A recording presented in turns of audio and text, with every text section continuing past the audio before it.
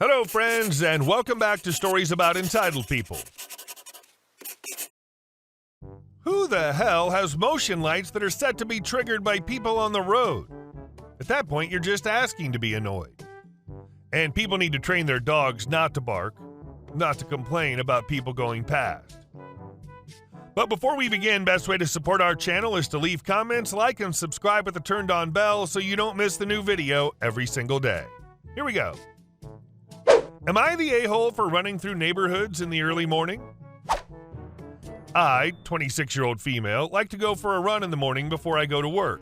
I usually set out around 5 a.m. so I can make sure to get at least 5 miles in at a time before having to get ready for work. Well, depending on the time of year, I'm either running around sunrise or wrap up before, which means that people in the neighborhood have those security lights that pop up if you're in the area. Well, people started complaining about their lights being triggered and their dogs flipping out at early times, and people on their stupid doorbell cameras will look at people going by, and several people posted videos of me running by. I'm identifiable because I have a headlamp and flashers to make sure cars see me. This was on that Nextdoor app, so I chimed in to say, hey, sorry about that, and got dogpiled by people telling me to change up my route or have more respect. Some people told me to go to a gym, and why don't I run in the afternoon or evening, etc., etc. I told them I had no way of remembering whose house has what lights or what dogs, and that it's just something we all have to deal with.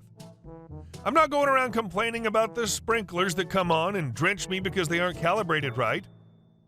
And then said that I love to run in the morning because it makes me feel good throughout the day, to which someone said, yeah, try getting woken up by some smart bud who won't be neighborly enough to just go to the gym. Anyway, I've gotten some really nasty notes, and people keep posting videos of me and comments saying that I should really get a gym membership, and other people calling me rude because the dog barks and wakes up the baby or something. I don't enjoy running on a treadmill, never have, never will. Besides, why pay out the butt to be leered at and hit on by gross dudes when I can run in the darkness and watch the sunrise? Seems like a no-brainer, right? My best friend has suggested I just head out later, but I won't have enough time for the rest of my routine. Shower, breakfast, etc. if I do that. Edit. Tried to grab all the info questions. 1. There are no parks nearby large enough for me to run in. The only one around here is about 1 block and is surrounded by houses. I passed this park already. There are no real trail systems or anything like that either.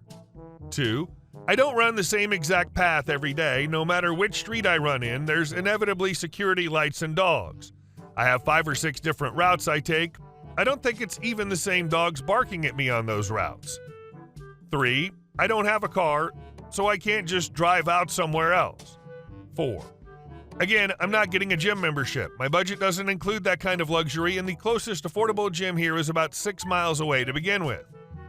5. I can't run later in the morning. I have to be out the door at a certain time to get in my full 5 miles, 5 to 6:30. Exercise, warm up and cool down included, 6:30 to 7:30, getting ready, shower, coffee, breakfast, put together lunch, or it's already made, makeup, hair, getting dressed. If I don't leave for the bus at 7:45, I will not get to work on time. And our second story. The big boss has to wait. I've been out retail for a while now, and I have quite a few stories that were memorable enough to stick with me over the years. This is one of my favorites. So I worked at one of those nationwide grocery stores with approximately 1 billion locations. The company was divided up into regions, then districts, then individual stores. The store I worked at was one of the busiest in the district, which was one of the busiest districts in the region. However, around 6 or 7 each night, the number of customers would drop to almost nothing and stay that way until 8. Like clockwork, the registers would be swarmed by customers who'd suddenly realized how late they were out. After 6, we would only have 2 cashiers on duty. This was enough normally, but during this half-hour or so period, every employee who knew how to count change was needed on a register to deal with the lines. Enter me, the floor supervisor. Read manager who gets paid minimum wage on duty this night. When I see the swarm moving towards the front right on schedule, I jump on an empty register, turn on my light, and page over the intercom for assistance. A few minutes later, several deli and bakery employees are in the lanes next to me ringing up customers. However, the assistant manager on duty that night, let's call him AM, hasn't shown up. Strange. He's usually the first one up there every night. I mentally shrug, page again, and go back to what I was doing. As I finish up with my customer and am waiting for the next one to walk up, I take the opportunity to look around. AM still has not arrived, and the lines are growing by the second. Then, to my horror, I see him, the regional manager, the executive in charge of a quarter of the company, the man whose face is on all of the billboards and TV commercials, the guy who plays golf with the CEO, has decided to choose this moment to go shopping at his local store. He's now standing at the back of the sea of people in front of my register and looking around curiously at the legions of customers who now seem to be materializing from thin air. Let's call him Mr. BB for Mr. Big Boss. I grab the phone and hit the intercom button, keeping my voice as level as possible. I say, "Me, AM, please come to the front. AM, please come to the front for assistance." A moment later, my phone rings. Me, "Hey, we're pretty swamped up here," and AM, cutting me off, "I can't help you. I'm unloading a delivery truck in the back right now. The customers will just have to wait." Me, "But," AM, "I have to unload this truck fast. If we take too long to unload it, the trucking company charges us extra. You'll just have to handle it without me." Me, "But," AM, "Corporate's really been honest lately about going over our trucking budget this quarter. I don't want to explain to Mr. BB why we went over again." Me, "But," AM, "Look, I don't have time to argue with you. You're a supervisor now. It's your job to handle stuff like this, so just handle it." Me, "But Mr. AM disconnects. I try to call him back, but there's no answer. Great. Just great. 20 minutes later, Mr. BB is in my line. Mr. BB, "You're quite busy tonight." Me, "Yes, sir. I think everyone's trying to get home to watch the new episode of popular TV show." Mr. BB, What does mean? Is this an agreement? Is it a angry? Is he enjoying the thought of what he's going to say to AM tomorrow morning when he calls? Mr. BB pays and leaves, a completely unreadable expression on his face. 20 more minutes later, the customers are gone, disappearing almost as quickly as they had appeared. AM finally emerges from the back and walks up to me. "AM, you handled it yourself, I see. You can't always be passing things on to the next level. You're an empowered employee, yada, yada, yada. Now, what was it you were trying to tell me on the phone?" Me, "Well, I was just going to let you know that Mr. BB was in the back of the line, but he left after he stood in line for half an hour."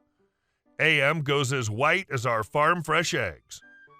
AM, "There are only two things in this world that'll make me drop anything I'm doing and come running. My family and Mr. BB. Next time, tell me when he's here." He turns and just about runs into his office, presumably to make sure his will was up to date. I never heard any more about it after that. I don't know if Mr. BB was upset or didn't even care, but AM never interrupted me again, so I call that a win. And our last story. Entitled mother child-proofs a private mountain bike trail. So this happened a while ago in a small town in the middle of nowhere. It's a community-built network of mountain bike trails that the community helps maintain and build more trails to ride on for our enjoyment. The trails started in my cousin's backyard, and before, he was the only one involved, so the trails were very small, but soon he got many of his neighbors involved to help maintain and build more trails, and it became a decent-sized network of trails. Since it's his private property, he requests people ask before they go on his trails, and he lets most people in.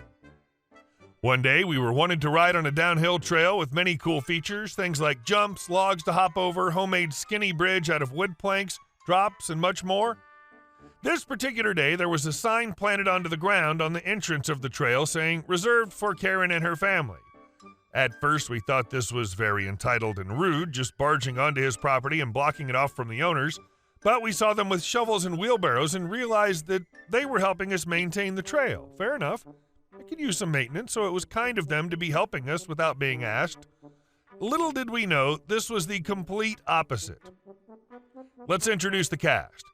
EM, entitled mom. EK, entitled kid. C, cousin. OP, me. So we spent the next few hours riding the other trails and finally decided that we should give them some beers for helping us out, so we returned to my cousin's house and grabbed some from the fridge and head back up and go past her sign. We start to go down, but she runs up to us and starts yelling, "EM, hey, why are you going past that sign? It's clearly reserved for me and my child." C, "Oh, we just wanted to give you some beers for helping us maintain the trail." EM, It is reserved for me. Get out. C. I own this? You're on my private property. EM. No, this is public. My son's friends all come here every day. Now, this could be true. My cousin has allowed many school children to ride on his trails after school, but C. This is my private property. I do let many people ride my trails as long as they help out sometimes, and I certainly do not remember inviting you. Please leave. EM. Well, I did help you with your trails. Look, I child-proofed them. She points to the trail, and we suddenly realize what she had done. She'd flattened out jumps, removed logs, removed the skinny bridge, along with everything else that makes a mountain bike trail fun. It's just a slight downhill path, not to mention how she cut down several trees, making it impossible to get hurt. EK was also there, riding down the lame hill with a regular Walmart bike and going back up it with stairs made by breaking the skinny bridge. An entire summer's worth of work turned into an idiot-friendly bike hill with nothing special. C. Excuse me, what the hell have you done? EM. Don't be yelling at me. You're the one who built a hazardous merry-go-round. I have no idea what she was saying. C. Yeah, that's the whole point of mountain biking, to do fun things like this, but you, without permission, went on my property and broke things. What's wrong with you? EM. I'm making it safe for you. C. Okay, well, I'm going to call the cops. At this point, she realized how dumb she was and decided to back off, never to be seen again. A part of me wanted this to escalate for a better story to tell, but we never ended up calling the cops. It ended up taking several days to get it back to its original-ish form, but it'll never be as fun. Hey guys, thank you all for watching the video. I'll see you in the next one.